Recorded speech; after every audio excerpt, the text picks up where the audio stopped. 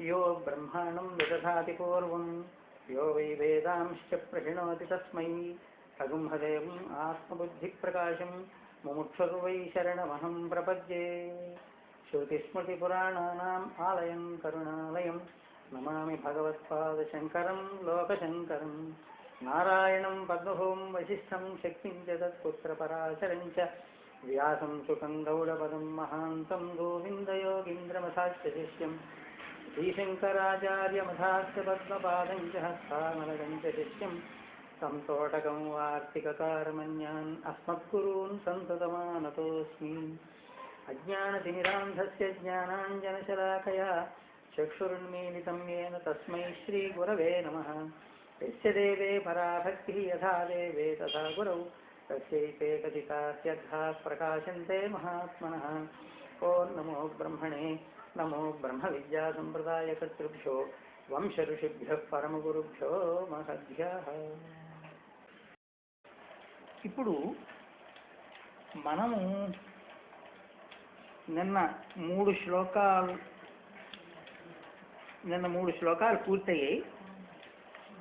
మొదటి శ్లోకంలో విశ్వందర్పణ దృశ్యమాన నగరి అనేటువంటి దానిలో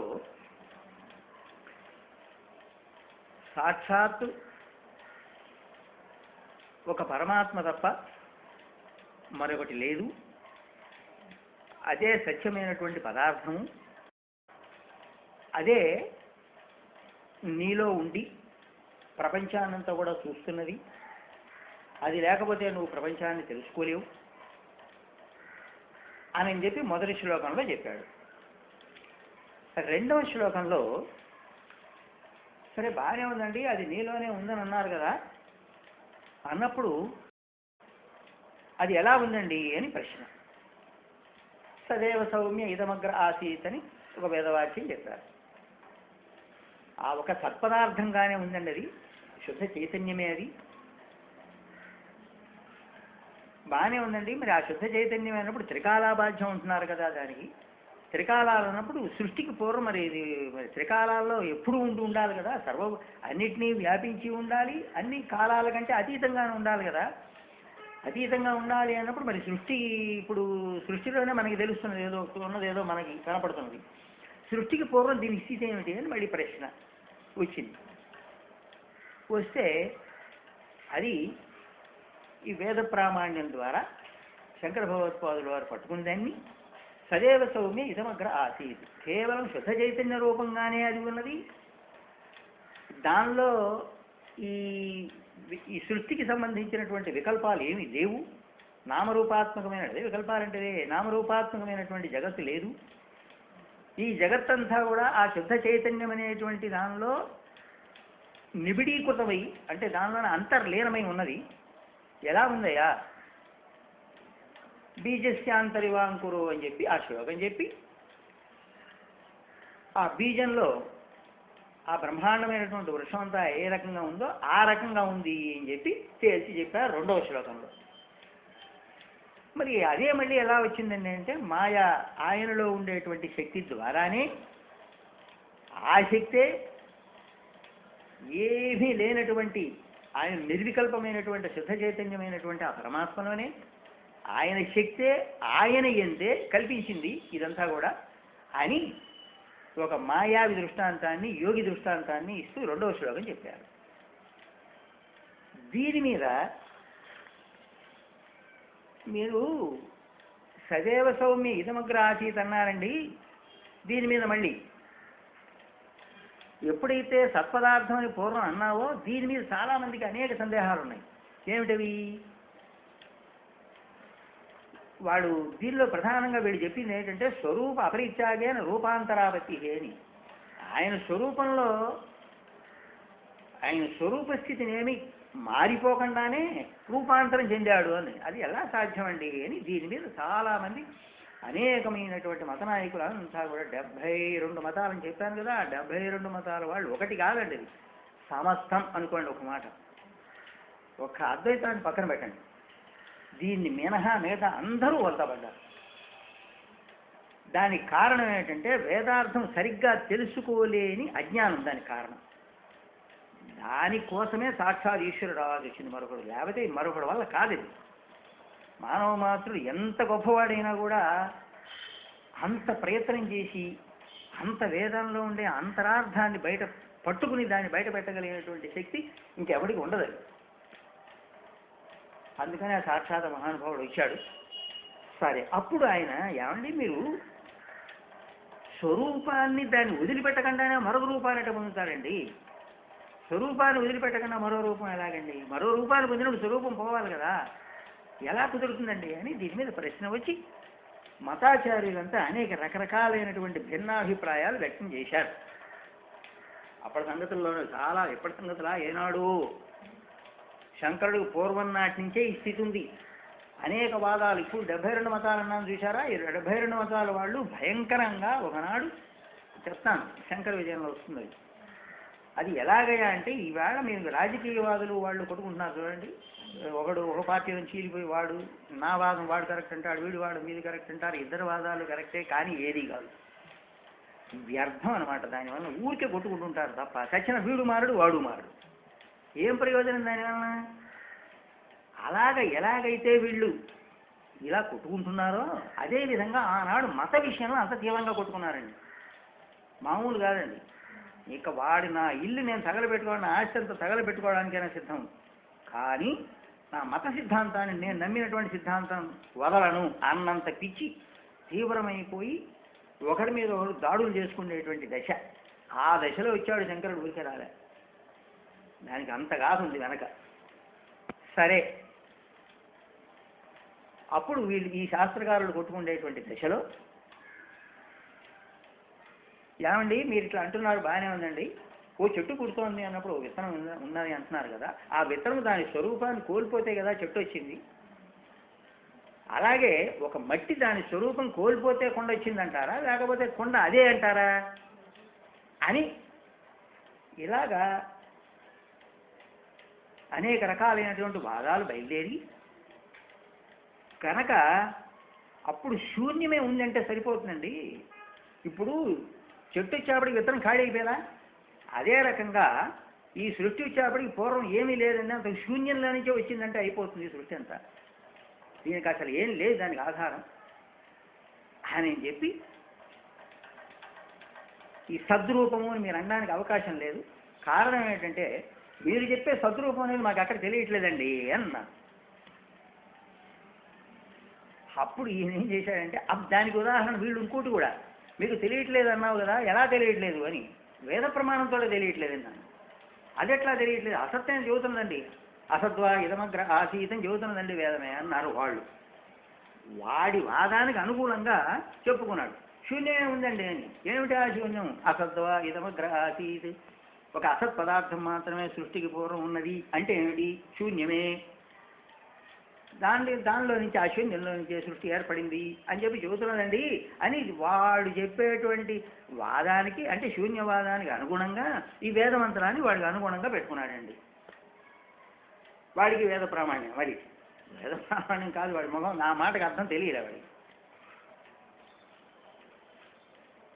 అసత్ అంటే నామరూపరహితం అని అర్థం. అది తెలుసుకోకుండా వాడు శూన్యం అని అంటాడు. నామరూపరహితంగా ఏముందో తెలియలే, దాంతో శూన్యం అన్నాడు. అన్నప్పటికీ అప్పుడు మళ్ళీ శంకరాభావత మళ్ళీ ఓ ప్రశ్న, మళ్ళీ వీడు ఇంత చెప్పినప్పుడు కూడా అర్థం కాలేదే అనుకుని, సరే బాగానే ఉందయా, 3వ శ్లోకంలోకి వచ్చాం. అసత్కల్పార్థగంభాసతే, ఇప్పుడు నీలోని మహా చైతన్యం ఉందా లేదా? వేదం ఏం చెబుతుంది? తత్వమసి అని చెబుతున్నది. తత్వమసి అంటే తత్, అది, త్వం నీవు అచి అయి ఉన్నావు అని చెబుతున్నది. అది నీవై ఉన్నావు అన్నప్పుడు నీ దృష్టిలో అసత్ అన్నప్పుడు అది ఏమీ లేదు, శూన్యం అని కదా.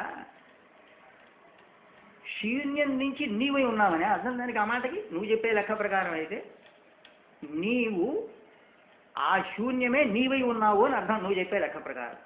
అట్లా అనేటట్టయితే ఇప్పుడు నువ్వు ఉన్నావా లేవా అని అడిగాడు. ఏమో అద్భుతం అసలు, ఆ మేధాశక్తి చూడండి ఎంత హాయిగా ఉందో. ప్రెజెంట్గా లేదు వాతావరణం. ఇప్పుడు వాదన కూడా ఎలా ఉంది, ఊరికే వితండ వాదన పనికిరాదండి. చెప్పేది కరెక్ట్గా ఉందా లేదా ఆలోచించి చెప్పండి. అసలు మన బుద్ధితో ఆలోచిస్తే తెలుస్తుందండి. ఏం అజ్ఞానం వీళ్ళు పిచ్చి పిచ్చి మతవాదు, నేను బ్రహ్మాండ మత ప్రవక్తని, వీళ్ళు మొహం మత ప్రవక్తలు అనిపిస్తుంది. ఈ శూన్యంలో నుంచి నువ్వు గనక వచ్చి ఉంటే ఇప్పుడు నువ్వు ఉన్నావా లేదా అని అడిగాడు. నేను ఉన్నాను అంటాడా లేదా?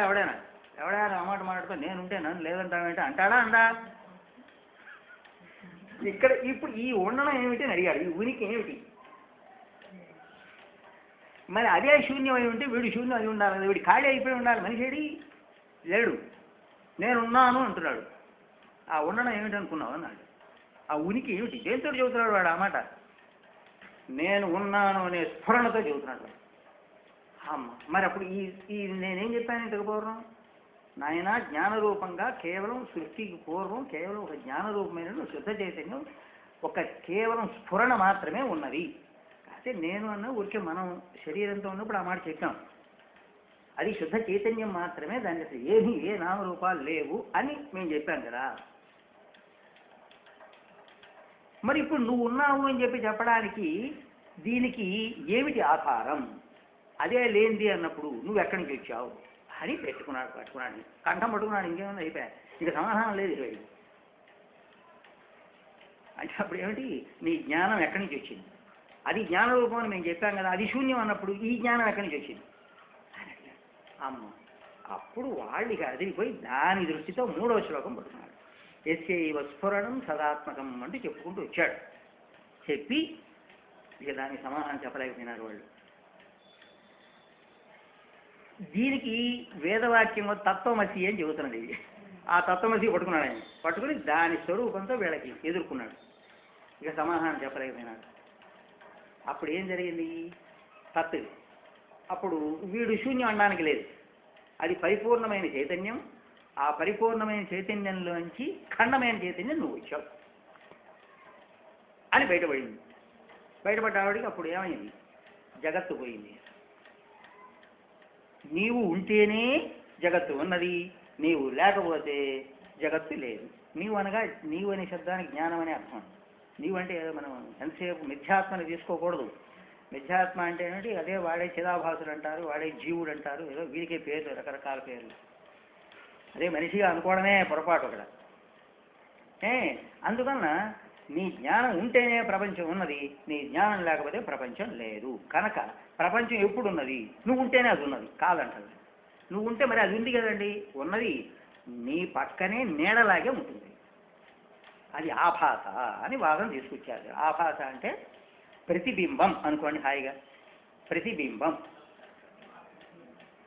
బింబం అవుతుందా? ప్రతిబింబం బింబం కాదు, బింబమే ప్రతిబింబం అవుతుంది.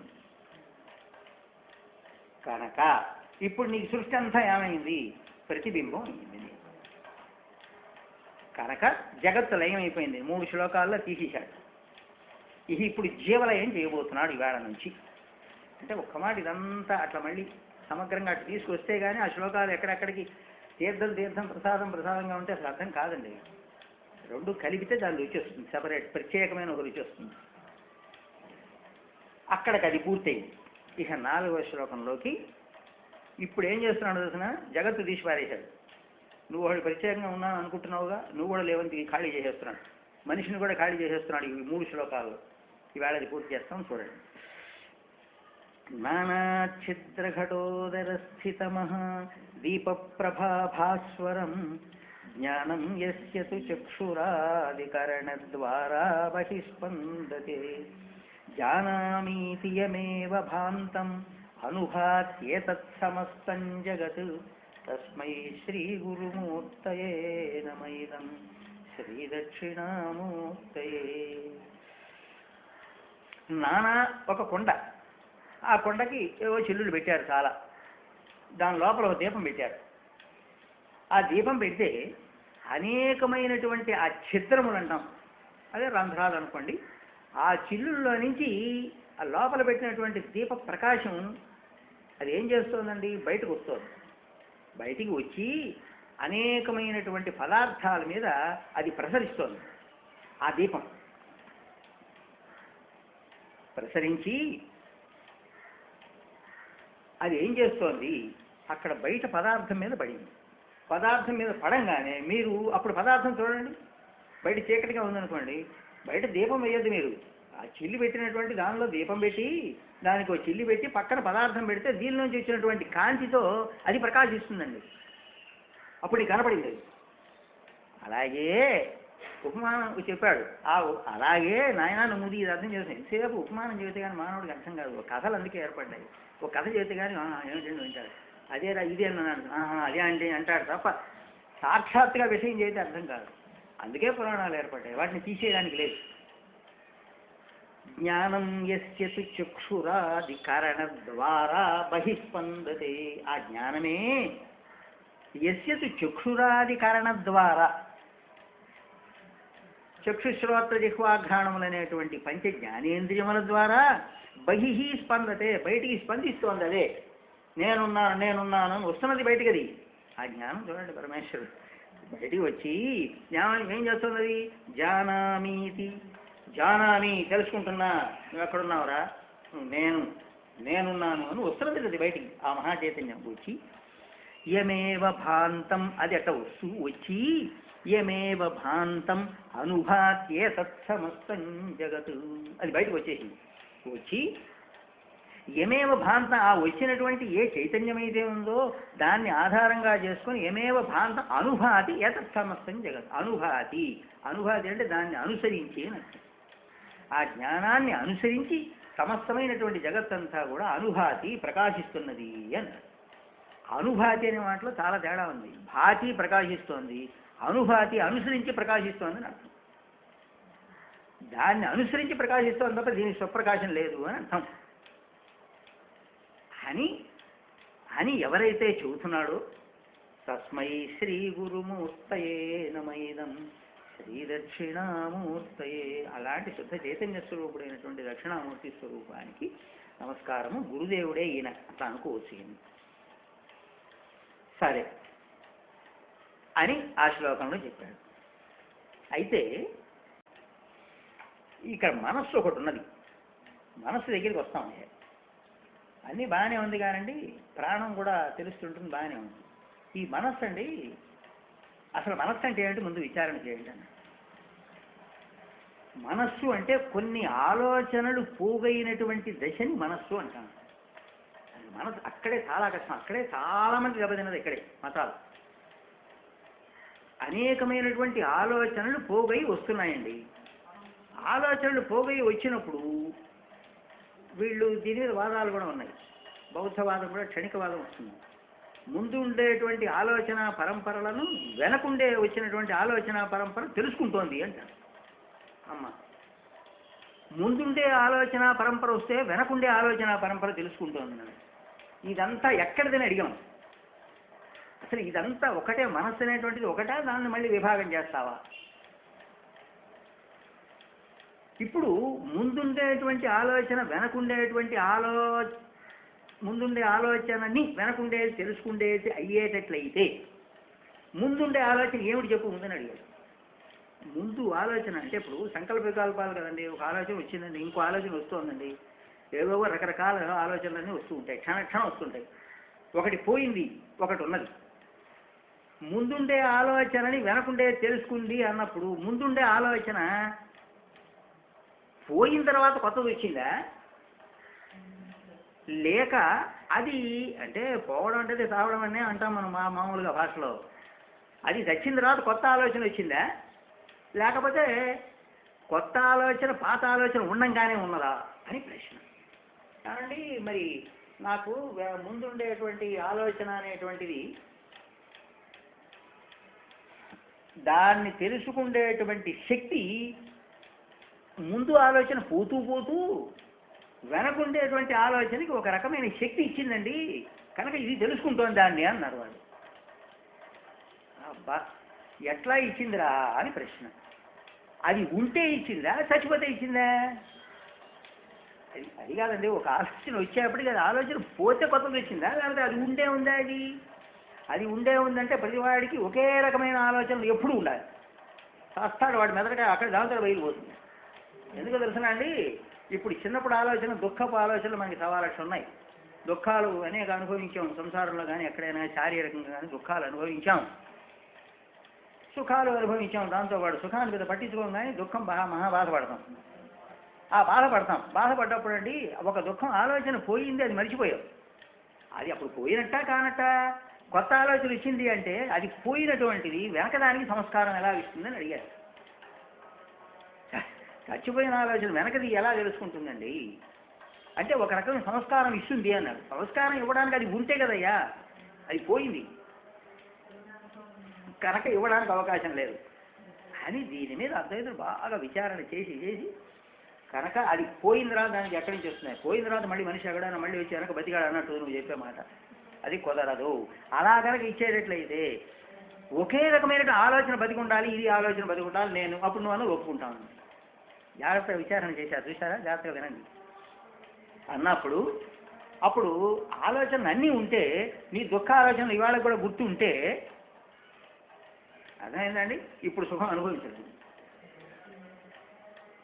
మరి ఇప్పుడు నువ్వేం చేస్తావు, ఆ దుఃఖాన్ని తలుచుకుంటూ ఉంటావు. అది పోయింది కనుకనే ఇవాళ సుఖాన్ని అనుభవిస్తున్నావు. కనుక అది పోతూ వెనకటి దానికి సంస్కారం ఇచ్చింది, ఆ సంస్కారంతో ముందు ఆలోచన తెలుసుకుంటోంది, పిచ్చి మాటలు మాట్లాడవద్దు అని కొట్టిపారేశారు.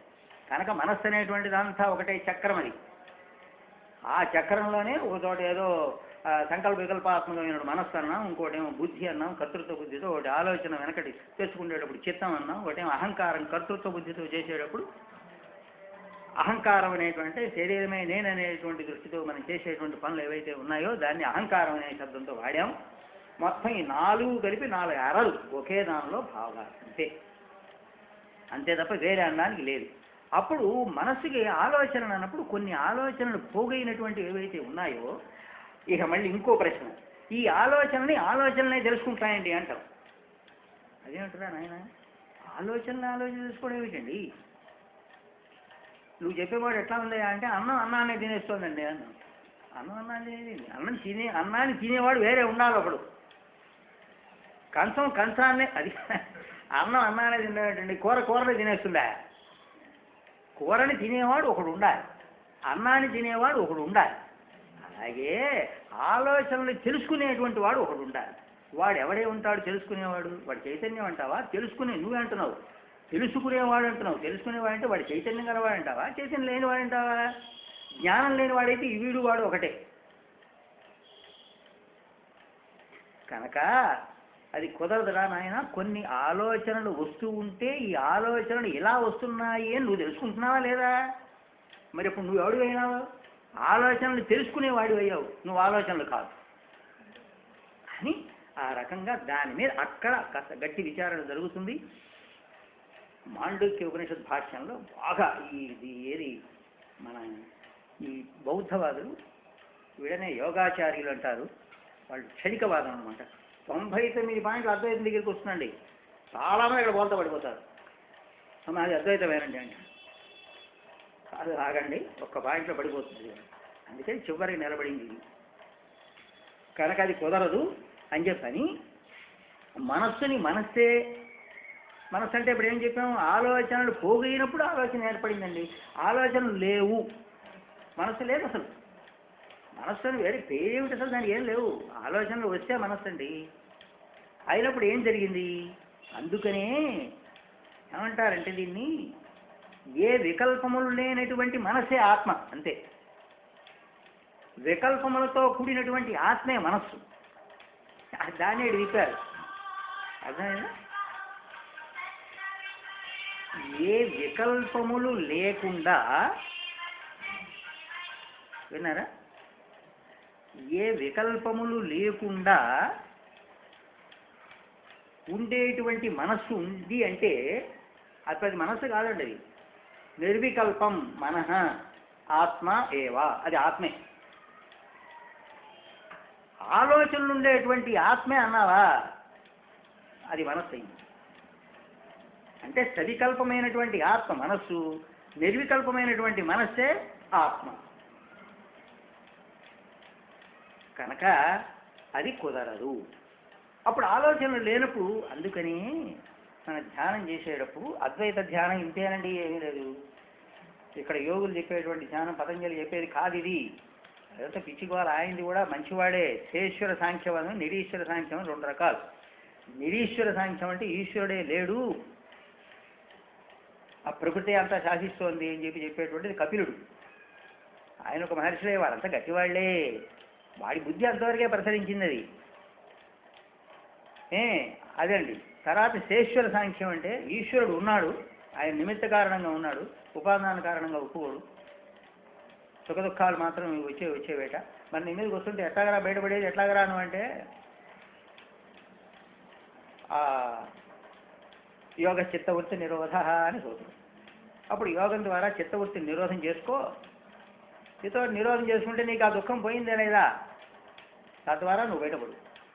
ఈ సుఖ దుఃఖాలను ఇచ్చేటువంటిది మనస్సు అవుతోంది కనుక, అన్నిటి పూర్వ వాసనలతో ఉన్నది అదే కనుక దాన్ని నిరోధించవయా యోగం ద్వారా, అప్పుడు నీకు శాంతి ఏర్పడుతుంది అని. అక్కడ ఈశ్వరుడు ఉన్నాడు నిమిత్త కారణం, ఆయన ఇక్కడ వేరే నిమిత్తం వేరే ఉంటాడు, దీనికి సంబంధం లేదు. మరి నువ్వెట్టా బయటపడాలరా అంటే ఇది యోగం ద్వారా అని చెబుతాడు ఆయన పతంజలి. కానీ ఇక్కడ ఏది అక్కర్లేదండి, దీనిలో శుద్ధ హాయి, అంత స్వేచ్ఛగా ఉంటే అంత హాయి అద్వైతాన్ని సాధించడం. మరి అలా మనస్సులో ఏమీ ఆలోచన లేకుండా చేసుకోండి, ఊరికే అట్ట శూన్యంలో చూస్తున్నాను, ఇది సాధన. ఒక క్షణం అద్భుతమైనటువంటి మహదానందం కలుగుతుంది తెలుసునంటప్పుడు. ఏమి తెలుస్తుందో తెలుసునా, మీకే తెలుస్తుంటుంది. సోహం సోహం సోహం అనే భావన వస్తుంది. అప్పుడు ఏం జరుగుతుంది తెలుసా, మీ శ్వాస చూడండి, గమనించండి. ఒక ఉచ్ఛ్వాస నిశ్వాస. ఒక శ్వాస లోపల పెడుతుంటే పైకి పీలుస్తున్నారు, పీలుస్తున్నప్పుడు సో కిందకు వచ్చింది హం. చూడండి, మీకు జాగ్రత్తగా మీరు ఎవరితో మాట్లాడకుండా ప్రశాంతంగా మీ శ్వాస మీరు గుర్తుపట్టండి. అసలు సో హం అంటుంటుంది. అది ఏమిటది అనేది వాయువు. వాయువు అంటే ఏమిటి, అమ్మవారు. అంటే ఏమిటి, ప్రాణశక్తి. ఆ ప్రాణశక్తి ఏం చేస్తుంది, ఉరే నాయనా నేను రా, వాడే నేను రా అంటోంది. సోహం అంటోంది ఆమె, సహా వాడే, అహం నేను అంటోంది ఆమె. ఆ ప్రాణవాయువు చూస్తున్నది.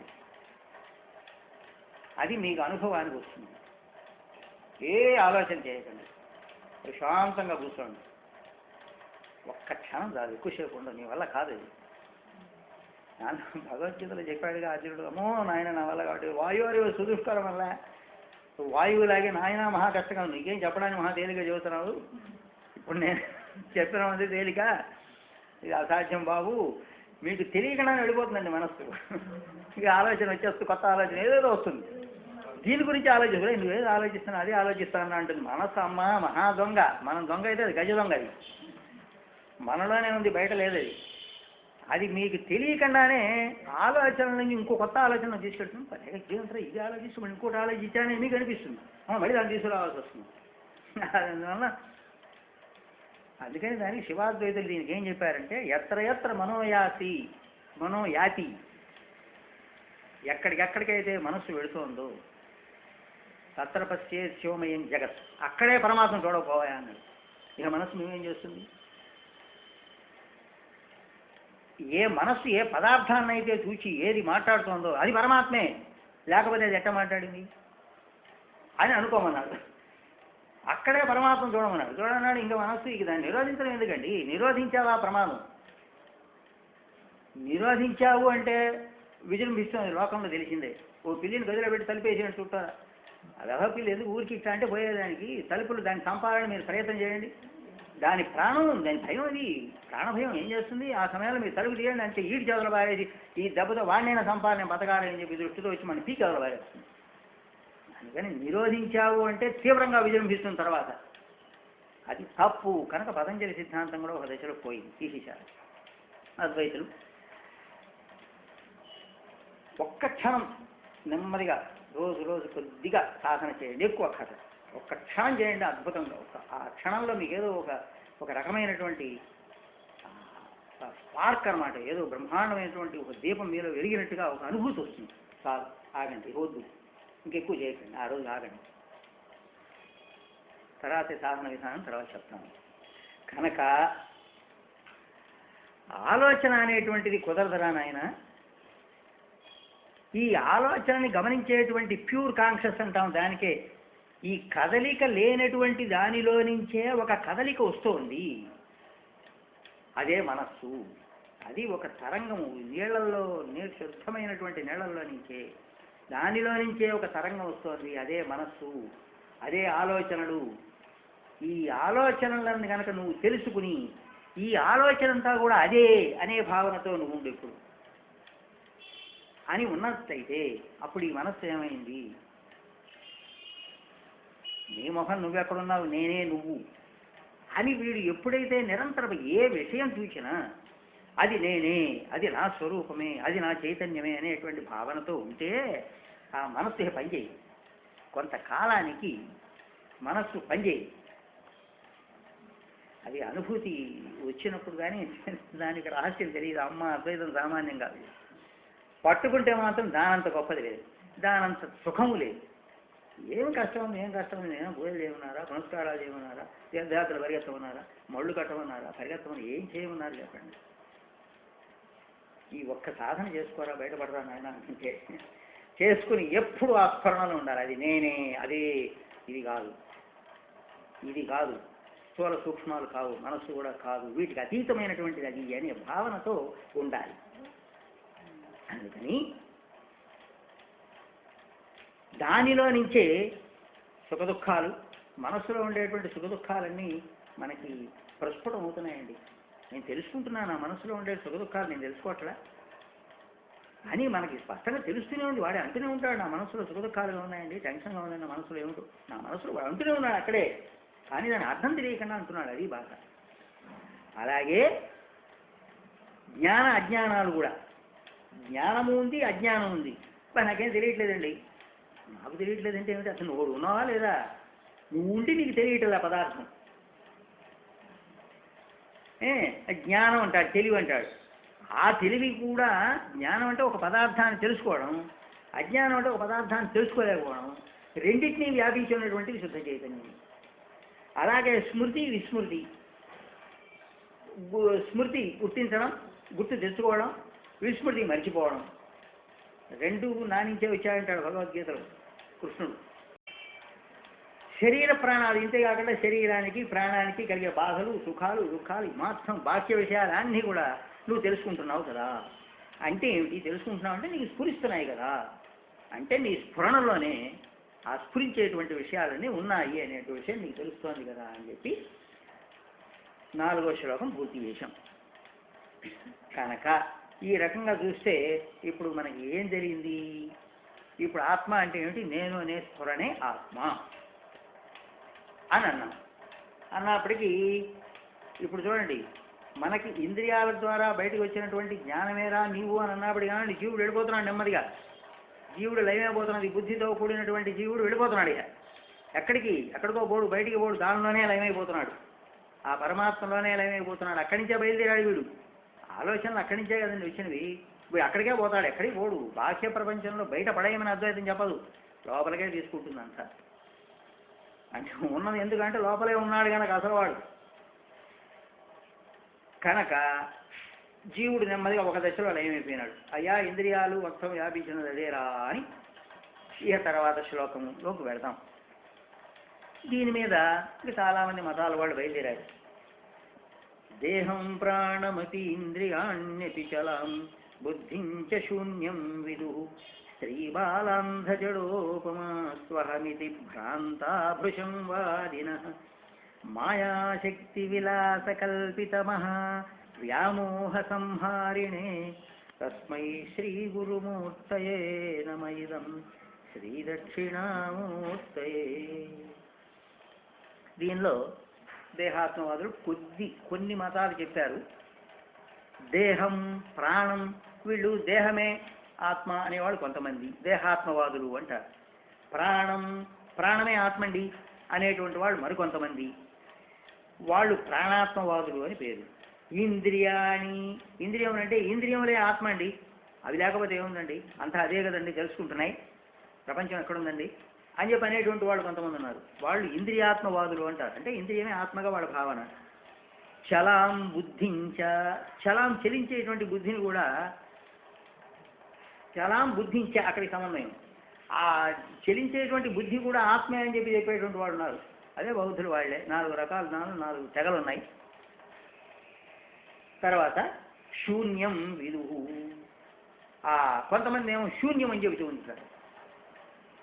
ఇదేమిట్రా అంటే వీళ్ళు ఈ ఈ శూన్యం అనేటువంటి వాళ్ళు ఎట్లా చెబుతారంటే, అంటే ఏమండి పంచభూతాలతో పంచీకృతమైంది, 5 పాడుల్లో కలిసి దేహం ఏర్పడిందండి. దానిలో ఒకనొక శక్తి దేహం ఏర్పడినప్పుడు ఒక శక్తి ఆ సంఘాతంలో ఆ మొత్తం కలిసినప్పుడు దానిలో ఒక శక్తి ఏర్పడుతుందండి. ఆ శక్తి ఏమైందంటే దాన్నే చైతన్య శక్తి అంటాం మేము. ఆ చైతన్య శక్తి దేహేంద్రియాదుల యొక్క కలయిక వలన ఏర్పడుతోంది కనుక అది విడిపోగానే, అంటే వీళ్ళు మరణం కాగానే ఇది కూడా పోతుందండి. ఈ విషయం మనం దేహేంద్రియాలు పడిపోగానే ఆ చైతన్యం పోవడం, వాడు చచ్చిపోవడం అనేటువంటిది మనం చూస్తూనే ఉన్నాం కదండి అని వీళ్ళు వాదన.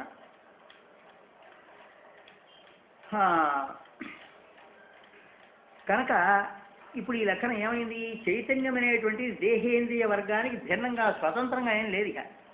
అంటే దీంతోటే కలిసి ఉన్నది. అది ఇది పోతే అది కూడా పోతుంది అని చెప్పి వీరి సిద్ధాంతం. ఇది తర్వాత బౌద్ధులు ఉన్నారనుకోండి, బౌద్ధులు వీళ్ళు మరీ బుద్ధిమంతులు అని అన్నాడు. వాళ్ళు ప్రబుద్ధులు అంటారు. వీళ్ళు ప్రబుద్ధులు అంటే పనికిరాని వాళ్ళని అర్థం. వీళ్ళేటి దీనిలో 4 తెగలు. ఈ 4 తెగలలో ఒకళ్ళేమో వైజ్ఞానికులని, మాధ్యమికులని 2 రకాలు. వైజ్ఞానికులు ఏం చేస్తారంటే అనుక్షణం మారిపోతూ ఉండేటువంటి బుద్ధి వృత్తులు ఏవైతే ఉన్నాయో అదే ఆత్మ అని వాదిస్తారండి. అదే క్షణక్షణం మారుతూ ఉండేటువంటి బుద్ధి వృత్తులు, అంటే ఆత్మ నిరంతరం ఎప్పుడు మారుతూ ఉండేటువంటిది ఆత్మే కనుక అయ్యేటట్టయితే ప్రతివాడు ఆత్మే కాదు ఎందుకంటావు, ఎప్పుడు సుఖ దుఃఖాలు హాయిగా అనుభవిస్తూనే ఉన్నాడు, అదే ఆత్మ అంటే అయిపోయా ఎందుకు వేరే ఇవాడు మోక్షం ఏది అసలు అని అంటాడు వాడు. క్షణక్షణం మారుతూ ఉండేటువంటి బుద్ధివృత్తులు ఆత్మ ఎలా అవుతుందిరా నాయన అని కాస్త కూడా వాడి బుద్ధితో ఆలోచించరు ఇది కనుక అని వాళ్ళు ఒక రకం. ఇక బుద్ధి వాళ్ళు. రెండో వాళ్ళు ఏంటంటే మాధ్యమికులు అంటారు. మాధ్యమికులు అంటే వాళ్ళు శూన్యవాదులు అని అర్థం. వీళ్ళు ఏంటంటే ఆత్మ ఎక్కడా లేదండి, ఆకాశంలాగే అది కూడా శూన్యమేనండి, ఆకాశం శూన్యమే కదా, అలాగే ఆత్మ కనుక అది కూడా శూన్యమేనండి అంటారు వీళ్ళు.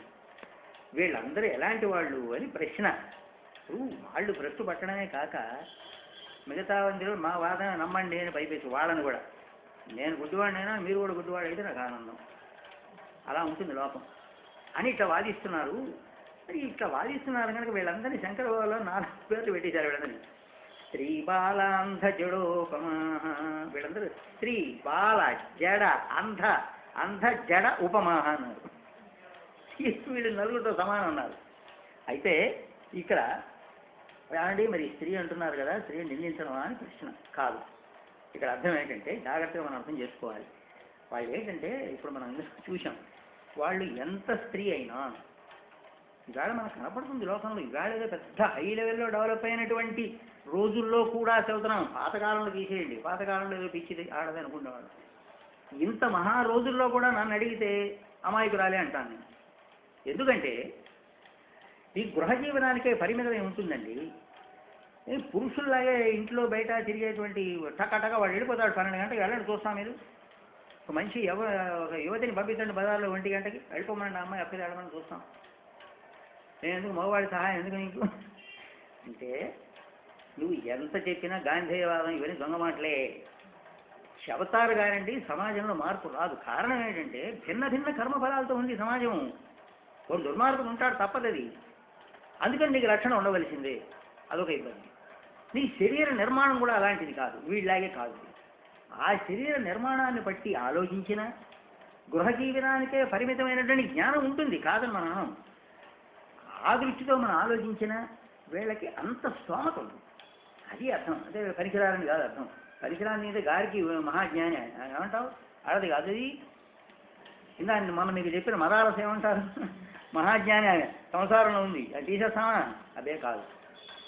దానికి కొన్ని సమర్థతలు, శారీరకంగా కొన్ని సమర్థతలు లేవు కనుక స్త్రీతోటి పోల్చారు ఆయన దృష్టి. వీళ్ళు అందరూ ఇలాంటి వాళ్ళు సుమా అని.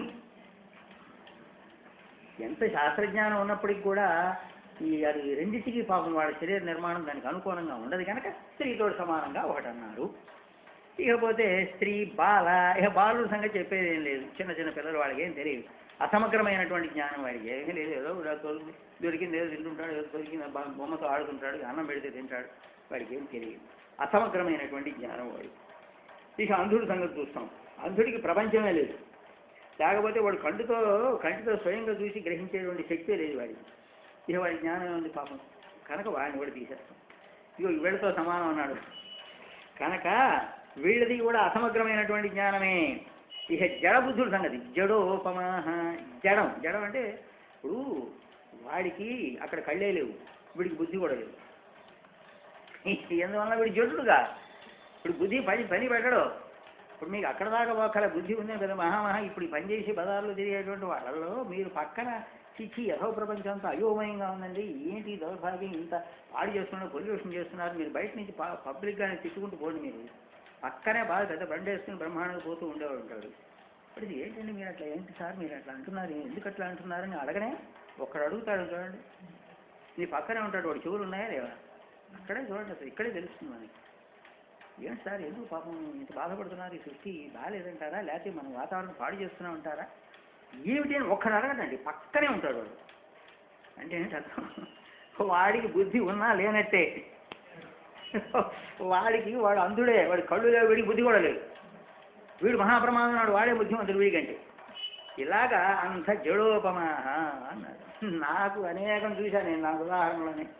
అది ఇక్కడ చెబుతూ ఉంటే స్టేషన్లో నీళ్ళు పోతుంటాయి, ఆ రైలు దానిలో పోయినప్పుడు అరే ఎందుకు రా వ్యర్థంగా నీళ్లు పాడు చేస్తారు, నీకు అవసరమైంది వాడుకోరా నాయన, ఇక్కడే దానిలోనే అంటే ఉమ్మేసేస్తారు, ఉమ్మేస్తే 10 మంది తాగేవి కదా, మంచినీళ్ళు డ్రింకింగ్ వాటర్ అని పైన పెట్టాడురా, మీకు తాగేది కదరా అని మనం చెప్పండి.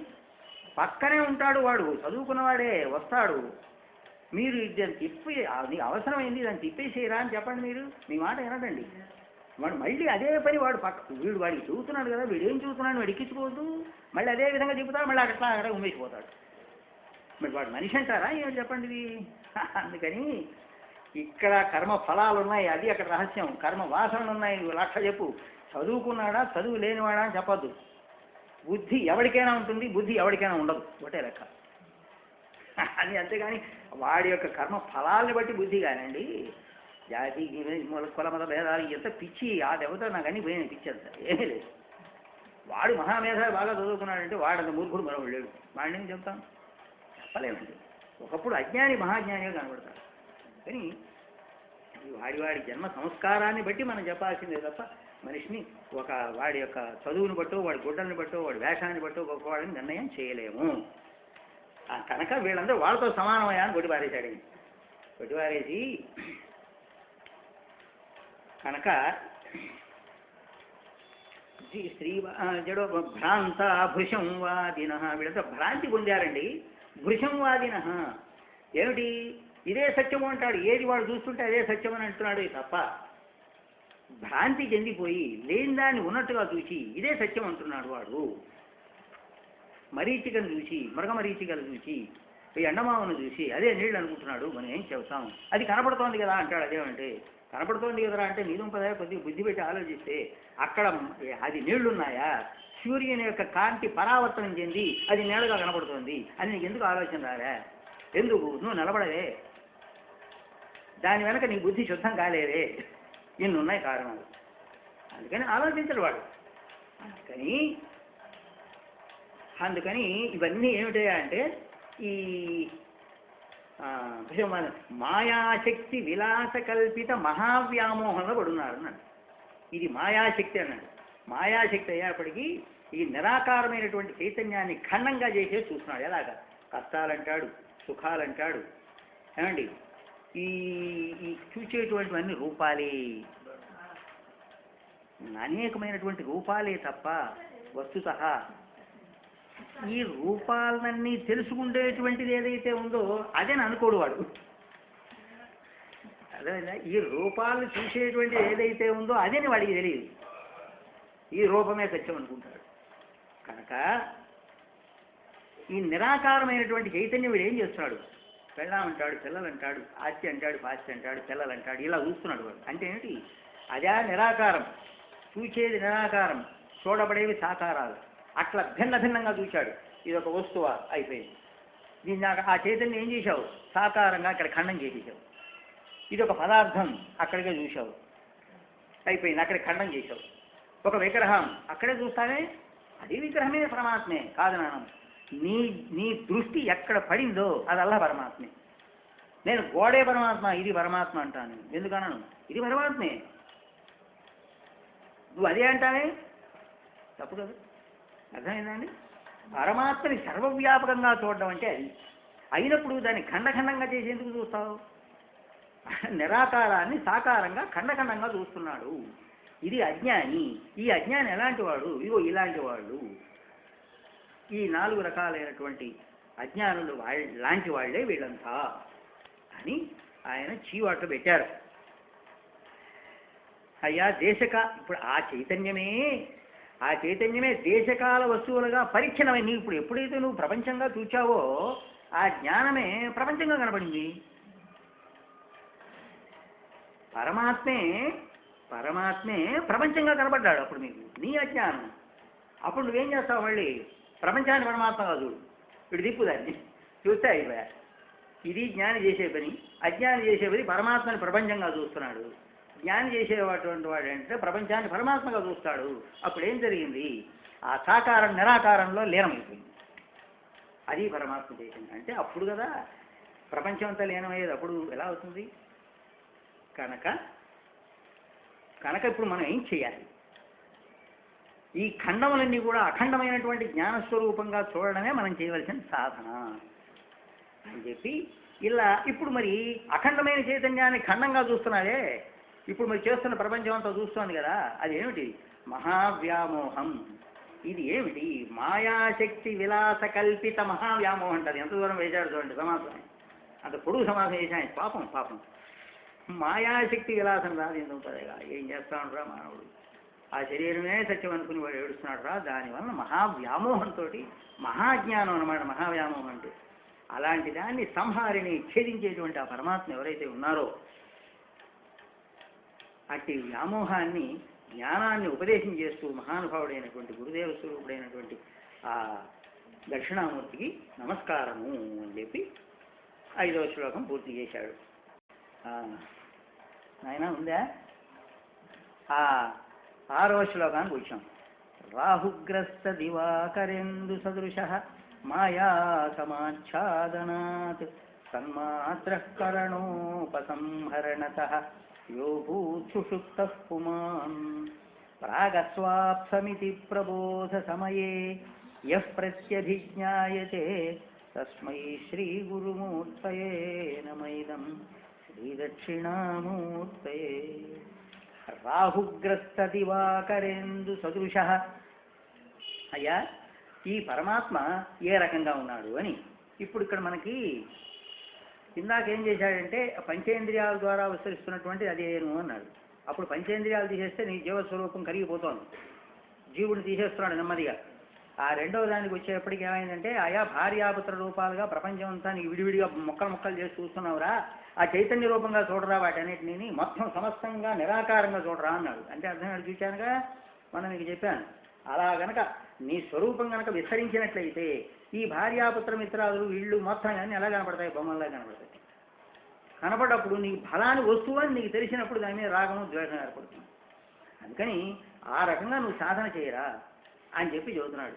అది ఖండఖండం చేసి చూడకు, ఆ నిరాకారాన్ని సాకారంగా చూడకు. నిరాకారం నీ స్వరూపం కనుక అలాగే దాన్ని దర్శించు అని చెప్పి చెబుతున్నాడు అని రెండవది చెప్పి, మూడోది సుషుప్తి అవస్థ దగ్గరికి వచ్చాడండి. సుషుప్తిలో ఆ పరమాత్మ ఉంటాడండి స్పష్టంగా. ఆ బుద్ధి లయమైపోయి ఉంటుంది, ఆ సమయంలో ఉంటాడు.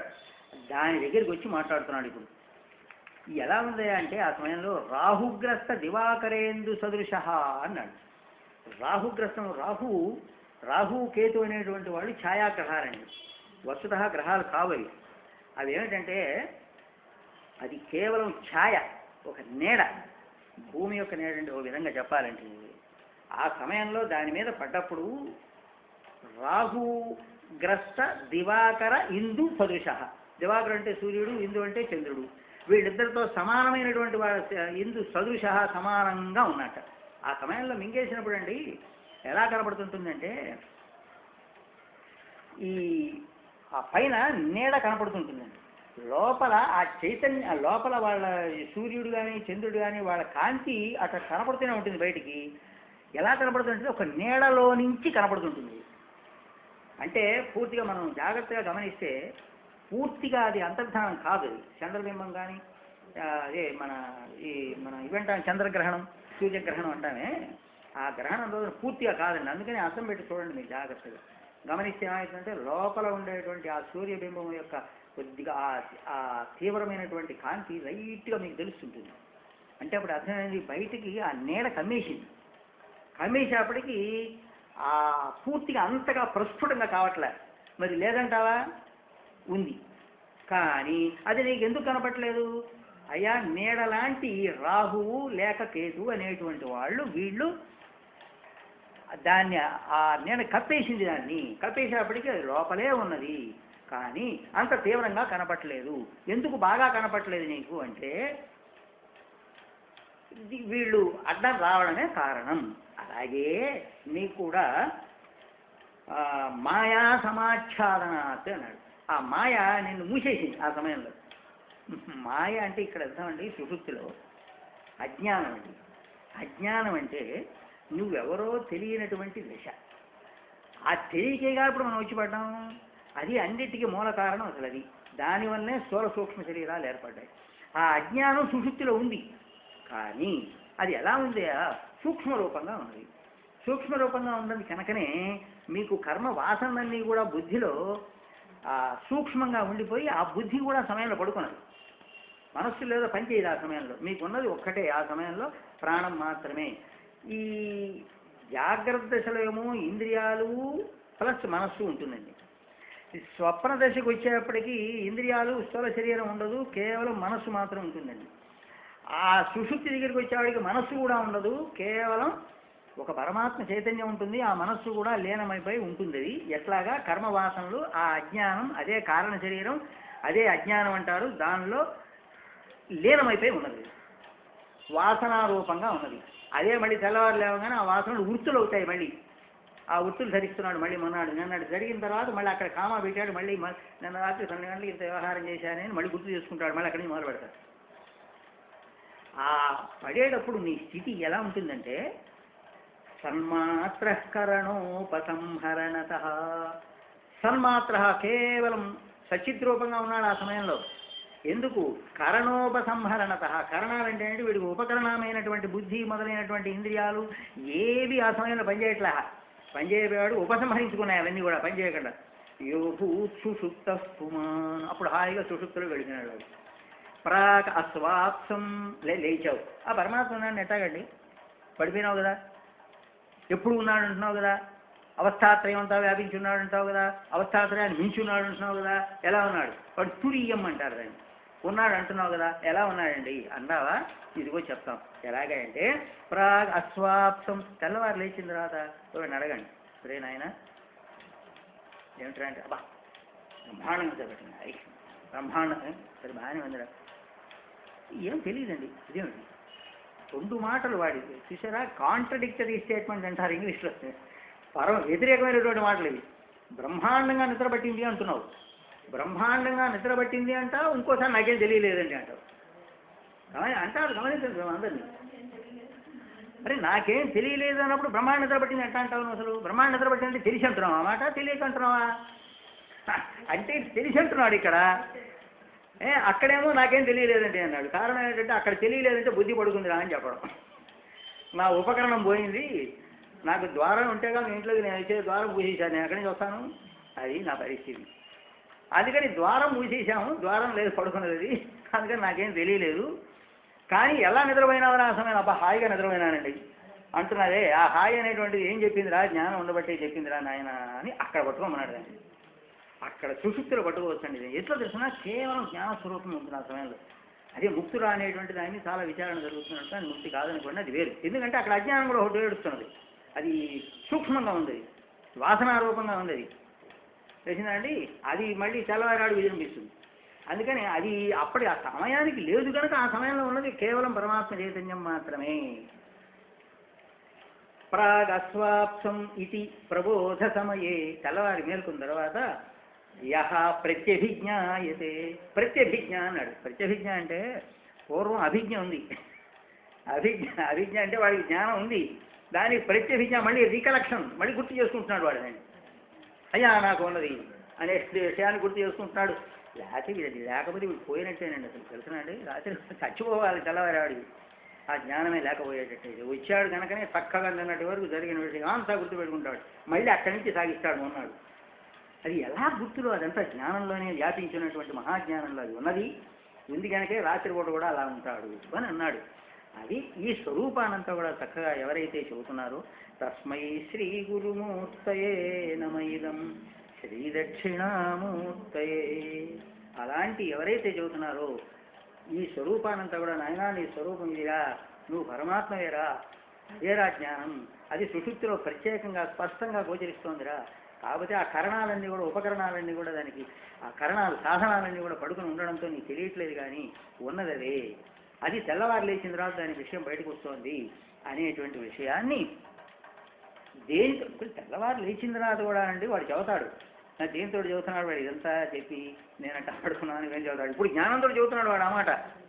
నేనట్ట పడుకున్నాను, అట్ట చేశాను, నాకు ఆ సమయంలో ఏం తెలియలేదంటాడేమిటి, నాకు ఆ సమయంలో ఏమి తెలియనటువంటి దశలో నేను ఒక్కడే ఉన్నా, నాకు ఇతరమైనవి ఏం లేవు కనుక నాకేం తెలియవు అని వాడు ఇక్కడ చెబుతున్నాడు.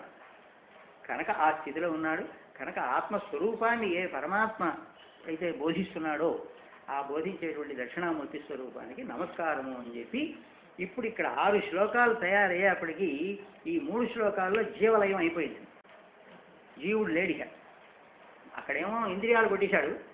రెండో దానిలో వచ్చేప్పటికేమో వాళ్ళు ఏది వ్యామోహంతో ఆ చైతన్యాన్నే ఖండఖండంగా చూస్తున్నావు అన్నాడు. అప్పుడు నీలో ఉన్నది ఏమిటంటే మహాచైతన్యం మాత్రమే ఉంది, ఖండఖండంగా చూడకు అని అర్థం.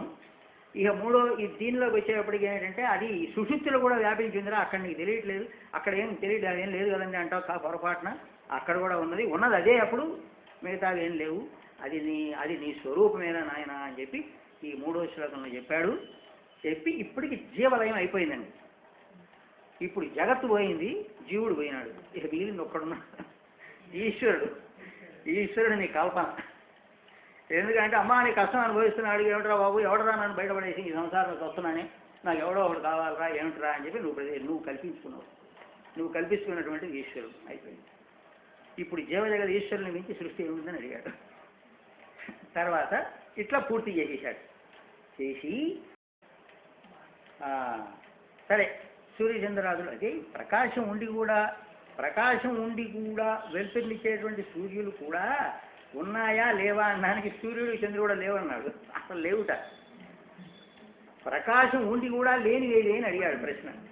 సూర్యుడు లేడు, చంద్రుడు లేడు అన్నాడు. మరి అదేంటండి ఎవరున్నారా, నువ్వు గుర్తిస్తేనే కదా వాడు ఉన్నది అక్కడ. అక్కడ సూర్యుడు ఉన్నాడు నువ్వు గుర్తిస్తే ఉన్నాడా, అవే చదివిందా, వాడు లేడు నేనున్నాను ఆయన చెప్పాడా, నువ్వు చెబుతున్నావు వాడు ఉన్నాడని. అందుకని సూర్యచంద్రుడు కూడా ఏమి లేదు బొమ్మన్నాడు. ఆ తరువాత 7వ శ్లోకానికి వచ్చాడు. ఈ 7వ శ్లోకంలో జీవ జగత్తులు అయిపోయాయండి. అయిపోయిన తర్వాత ఈ ఆత్మస్వరూపమే ప్రధానంగా చెప్పుకుంటూ వస్తాడు కనుక దీనిలో ఏం చేశాడంటే ఆత్మ అనాత్మ 2 ఏర్పడిపోయినాయి. ఇప్పుడు ఇది తేల్చేశాంగా. అప్పుడు ఆత్మకి భిన్నమైనటువంటిది సమస్తం, అది ఒకటే లెక్క, ఆత్మ ఒకటి అంతే. 99 తర్వాత 1 100. మిగతా దానికి కనపడేటువంటి సమస్తం అంతా ఏదైనా చెప్పితే అంతా అనాత్మ. ఏమంటే అనాత్మ అంటే ఏదో అనుకోకండి, ఎక్కడో తెలిసిన ఈ 14 లోకాల వరకు మీకు కనపడేది కాదు. మీకు మనస్సు దగ్గర నుండి ప్రాణము, ఇంద్రియాలు, సూక్ష్మ స్థూల శరీరాల దగ్గర నుండి మీకు కనపడేటువంటి ఈ పంచభూతాత్మకమైనటువంటి సృష్టి అంతా ఏనారా ఏది ఇప్పుడు మనకు కనబడిన అగ్ని మొదలైనటువంటివి అన్నీ కూడా పదార్థాలతో సహా మొత్తం బ్రహ్మలోకం వరకు కూడా లోకాలతో సహా అంత అనాత్మే. ఇంకా మళ్ళీ ప్రశ్న రాకూడదు మీకు. మరి ఏంటండి ఉన్నది ఒకటి, అదే శుద్ధ చైతన్యం, అదే నిరాకారం. తెలిసిందండి? అదే రకరకాలుగా కనబడుతున్నది. ఇక ఇప్పుడు ఏమంటాడంటే ఈ 7వ శ్లోకంలో ఆత్మ అనాత్మ రెండు చెప్పాం కదా, ఇప్పుడు అనాత్మ అని మొత్తం వేరు చేశాంగా, ఇది మిగిలింది ఒకటేగా, అది శుద్ధ చైతన్యం అన్నాగా. అన్నప్పుడు ఈ రెండింటిలో ఆత్మ మాత్రమే నిత్యము, అనాత్మైనటువంటి శరీరాదులు మాత్రం అనిత్యం. అనిత్యం కనుకనే ఇవి నశిస్తున్నాయి. అనిత్యం కనుకనే ఇవి నశిస్తున్నాయి. నిత్యమైనది ఎప్పుడు నశించదు, ఎప్పుడు ఉంటుంది. కాకపోతే వర్తమానంలో స్థూలమైంది, భూతంలో సూక్ష్మం, మళ్ళీ వర్తమానంలో స్థూలం, భవిష్యత్తులో మళ్ళీ సూక్ష్మం. అంతే, రెండుసార్లు సూక్ష్మం అవుతుంటుంది, మళ్ళీ మధ్యలో స్థూలమైంది. అంతే అంతే తప్ప వాడు అన్నట్టుగా అది కాదండి. వాడు ఇందాక వేసే పిచ్చి ప్రశ్న కాకపోతే, కుండ ఉన్నప్పుడు ఆ ఘటాకారంగా మారినప్పుడు, ఘటాకారంగా మారినప్పుడు మట్టి లేదా? ఏ మాట వాడు వేసే ప్రశ్న. అప్పుడు మొత్తం కుండ ఏ మూల తడుగు చూసినా ఉన్నది మట్టి. అప్పుడు ఉన్నది అదే, కొండగా ఉన్నప్పుడు ఉన్నది అదే, కొండ పగిలిపోయినప్పుడు ఉన్నది అదే, త్రికాలాల్లో ఉన్నది అది. అట్లాగే అక్కడ మళ్ళీ ఒక మాట అనుకుందాం. అక్కడ మళ్ళీ పొరపోత పడతారని మీరు పడకండి. అక్కడ వాడు మోసం చేస్తారండి ఈ మతాలని. ఒక విత్తనం అన్నాడా, విత్తనం పోయి చెట్టు వచ్చింది అన్నాడా? విత్తనం పోయి చెట్టు వచ్చింది అని అన్నప్పుడు నిజమేనా? మళ్ళీ విత్తనం ఎట్టా వచ్చింది చెప్పండి? ఎక్కడికి పోయిందండి అది? ఇక్కడ పోయి ఆ చెట్టులో పైకి వచ్చి మళ్ళీ కాయలోంచి మళ్ళీ అదే తయారైంది. ఇక్కడ పోయింది, అక్కడ ప్రత్యక్షమైంది. ఇక్కడ కింద పోయింది, పైన ప్రత్యక్షమైందండి. అది ఆశ్చర్యం. మళ్ళీ అది విత్తనం ఇచ్చి మీకు మళ్ళీ అది పోతుంది చెట్టు. అప్పుడేం జరిగింది? తిరుగుతుంటుంది అది ఎక్కడికి కూడా. అంటే స్థూలం సూక్ష్మం, స్థూలం సూక్ష్మం. ఇంతే ప్రపంచం అంతా. అందుకని పోయింది. వాళ్ళ పిచ్చి మతాలు ఇవన్నీ అర్థం కాక, వాళ్ళకి సత్యం తెలియక ఆ సూక్ష్మం కాబట్టి వాడికి అర్థం కాదు. అందుకని ఎప్పుడు కూడా నీకు స్థూలానికి కారణం సూక్ష్మమే అని తేల్చేశారు మన వాళ్ళు కూడా. ఆ సూక్ష్మం తీసేస్తే స్థూలం లేదు అసలు. అదే శక్తి. అది జడ రూపంలో చూసావా, నిన్న మనం అనుకున్నట్టుగా అది జడ రూపంలో చూసావా, జడశక్తి అమ్మవారు, అది ఆయనే. ఇక వీడి శరీరంలో చూసావా, అది శరీరంలో చూసావా, అదేం జరుగుతుందంటే పరమాత్మ చైతన్యము వచ్చింది కనుక అది కూడా చూస్తున్నాను, గుర్తొచ్చింది. పరమాత్మ చైతన్యము గుప్తమైతే ప్రపంచం ప్రకటమై కనపడుతుందండి, పెద్దదిగా కనపడుతుంది. ఇప్పుడు పర్వతాదులు ఇవన్నీ ఉన్నాయండి. పరమాత్మ చైతన్యం అనుకున్నాం మొత్తం ఇదే. ఈ ఆకాశం చిరాకాశం అనుకోండి. పర్వతం వచ్చింది, ఎక్కడికి వచ్చింది? దానిలోకి వచ్చింది. ఆ పర్వతం అంతా వచ్చి పడింది. పడ్డప్పటికి అక్కడ దాని కింద చైతన్యం ఉందా లేదా చెప్పండి?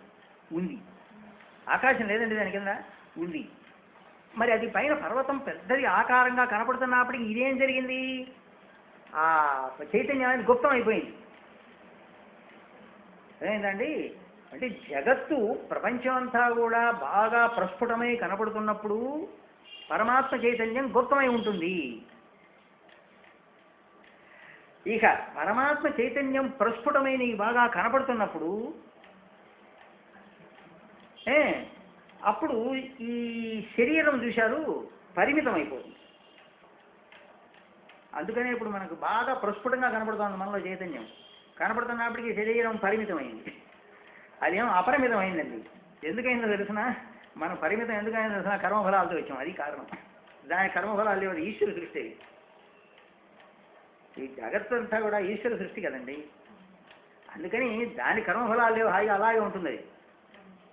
వీడు కర్మఫలాలతో వచ్చావు కనుక నువ్వు పరిమితమైన శరీరంతో చేసావు కనుక మళ్ళీ పరిమిత శరీరం వచ్చిందండి. అసలు ఆశ్చర్యం వేస్తుందండి.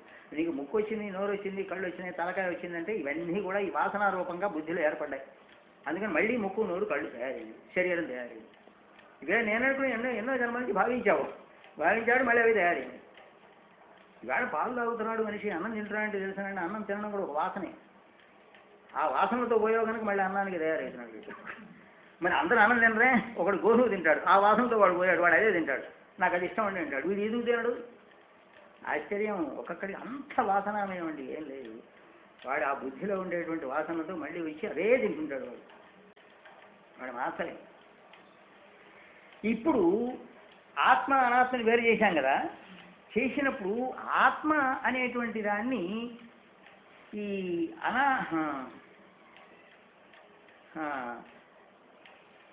అనాత్మైనటువంటి శరీరాదులన్నీ కూడా ఆత్మే నిత్యమని, ఇదేమో అనిత్యమని వర్ణిస్తోంది. ఇప్పుడు మనం చెప్పబోయే 7వ శ్లోకం. బాల్యాదిష్వపి జాగ్రదాదిషు తథా సర్వాస్వస్థాస్వపి వ్యావృత్తాస్వనువర్తమానం అహమిత్యంతఃస్ఫురంతం సదా స్వాత్మానం ప్రకటీకరోతి భజతాం యో భద్రయా ముద్రయా తస్మై శ్రీ గురుమూర్తయే నమైదం శ్రీదక్షిణామూర్తయే. ఇప్పుడు బాల్యాదిష్వపి జాగ్రత్తాదిషు, బాల్యం తీసుకోండి, బాల్య యౌవన వార్ధక్యములు, తర్వాత జాగ్రత్తాదిషు ఈ అవస్థాత్రయం, జాగ్రత్త స్వప్న సుషుప్తి, ఈ అవస్థలన్నీ బాగా మనం చూద్దాం. వీటన్నిట్లలో కూడా మనం అనుభవిస్తున్నటువంటి అవస్థలు ఇవన్నీ వేగా మా జీవుని యొక్క స్థితి ఈ 3 అవస్థలే. అవస్థాత్రయం తప్ప మనిషి ఏం లేదు, ఇక ఈ అవస్థాత్రయంలోనే తిరుగుతుంటాడు మళ్ళీ. కనుక ఈ అవస్థలన్నీ మనం గమనిస్తే వీటన్నిట్లలో చూడండి ఒకదానికోటి సంబంధం లేదండి. జాగ్రత్త స్వప్నం కాదు, స్వప్నం సుషుప్తి కాదు. అలాగే యవ్వనం అనేటువంటిది, బాల్యం అనేది యవ్వనం కాదు, యవ్వనం వార్ధక్యం కాదు, ఒకదానికోటి సంబంధం లేదు. కానీ ఇవన్నీ ఎలా ఉన్నాయి? జాగ్రత్త ఆదిషు తథా సర్వాస్వస్థాస్వతి, అన్ని అవస్థలు తీసుకోండి, ఏ అవస్థ అయినా సరే అది ఇది కాదు, ఇది అది కాదు, అట్లా ఉంటాయి, ఒకదానికోటి సంబంధం లేకుండా ఉంటాయి. కానీ ఈ అవస్థలన్నీ వరుసగా గమనించడం మనం మొదలు పెడితే ఒకదానికోటి సంబంధం లేదనేటువంటి విషయం మనకి తెలుస్తోంది. అంటే ఇప్పుడు మనకేం తెలుస్తుంది? బాల్యం పోయింది, బాల్యం పోగానే యవ్వనం వచ్చింది, యవ్వనం కాగానే వార్ధక్యం వస్తోంది, ఇది మనకి తెలుసు ఇవన్నీ కూడా. అలాగే జాగ్రత్త కాగానే స్వప్నం, స్వప్నం కాగానే సుషుప్తి, ఇలా ఒకదాని తర్వాత ఒకటి మారుతూనే ఉన్నాయి. అదేవిధంగా మనం ఇక్కడ చూడండి, చూస్తున్నాం, కొన్ని వింటున్నాం, కొంత ఆలోచిస్తున్నాం, కొంత తింటున్నాం అనేటువంటివి కూడా క్షణక్షణం మారిపోతున్నాయి. ఈ తినేది ఆలోచించేది కాదు, ఆలోచించేది చూసేది కాదు, ఇలా ఒకదానికి కూడా సంబంధం లేకుండా ఉన్నాయి. వినేదేమో చెవి, చూసేదేమో కన్ను, ఆలోచించేది మనస్సు, ఇలా ఒకదానికంటే ఒకటి వేరువేరుగా కనపడుతూనే ఉన్నాయి. వీటన్నిటిలో కూడా ఏ ఒక్కటి నిలకడగా లేదుగా, అది మనకి తెలుస్తూనే ఉంది. దీనిని ఏమంటారంటే సంస్కృతంలో వ్యావృత్తి అంటారు. వ్యావృత్తాసు అని, సర్వాసు అవస్థాస్వపి వ్యావృత్తాసు, ఈ అవస్థలన్నీ కూడా వ్యావృతం అయిపోతున్నాయి, అంటే మారిపోతున్నాయి నిరంతరం. ఇది వస్తే అది, అది వస్తే అది, నెక్స్ట్ అట్లా మారిపోతున్నాయి. కానీ అనువర్తమానం అహం, అనువర్తమానం, వీటన్నిటిలో అనువర్తమానం అంటే ఏంటి? అనుసరించి వస్తున్నది వీటన్నిటిలో ఒకటి. ఈ మారిపోయేటువంటి వాటిలో అన్నిట్లలో మారకుండా ఒకనొకటి వస్తోంది. ఏమిటది? అహం ఇది అంతః స్ఫురంతం సదా, ఎప్పుడు ఉందిట. అహం నేను, నేను అనేటువంటి స్ఫురణ అది ఎప్పుడు ఉందిట. అంతః స్ఫురంతం, లోపల స్ఫురిస్తోంది అని అంటున్నాడు. అది ఏం చేస్తోంది? స్వాత్మానం ప్రకటీకరోతి భజతాం యో భద్రయా ముద్రయా. స్వాత్మానం ప్రకటీకరోతి, పైగా నేనున్నాను రా, నేనున్నాను రా అని చెబుతున్నది అది. భజతాం, ఎవరికి? భజతాం, దాన్ని సేవించేటువంటి వాళ్ళకు. అంటే ఆత్మస్ఫురణని ఎప్పుడు ఇది నా స్వరూపమే అని ఎప్పుడు దాన్నే మనసులో పెట్టుకుని ఎవడైతే భజతాం సేవిస్తున్నాడో వాళ్ళకి ఏం చేస్తుంది? భద్రయ ముద్రయ, భద్రమైనటువంటి ముద్ర, ముద్ర అంటే చిన్ముద్ర అని అర్థం. అప్పుడు ఏం చేస్తుంది? అది భద్రమైనటువంటి చిన్ముద్ర చూపిస్తుంది. కాదురా నాయన, ఎవడో కాదురా, నువ్వు నేనేరా అని చెప్పి చూపిస్తున్నాడు. అట్లాంటి భద్రయా ముద్రయా యహ, ఎవరైతే చెబుతున్నాడో తస్మై శ్రీ గురుమూర్తయే నమైదం శ్రీ దక్షిణామూర్తయే, అలాంటి దక్షిణామూర్తి స్వరూపుడైనటువంటి గురుమూర్తికి నమస్కారము అని చెప్పి పూర్తి చేసి అనాత్మ నుంచి ఆత్మని వేరు చేసి చూపించాడు ఇక్కడ ఈ శ్లోకంలో. ఇప్పుడు మనకి టోటల్ ఏమి వచ్చినాయి చూడండి. ఇప్పుడు మొత్తం జగత్తు పోయింది 3 శ్లోకాల్లో, తర్వాత 3 శ్లోకాల్లో జీవుడు పోయినాడు, అంటే ఆ పరమాత్మే ఉన్నాడని తెలిసింది. దీనిలో అనాత్మ నుంచి ఆత్మని వేరు చేసి చూపించాడు. ఇలాగ 7 శ్లోకాలు పూర్తి అయినాయి. దీని మీద ఇక రేపు మిగతా 3 శ్లోకాలు మనం పూర్తి చేస్తాం. ఓం శాంతి శాంతి శాంతి.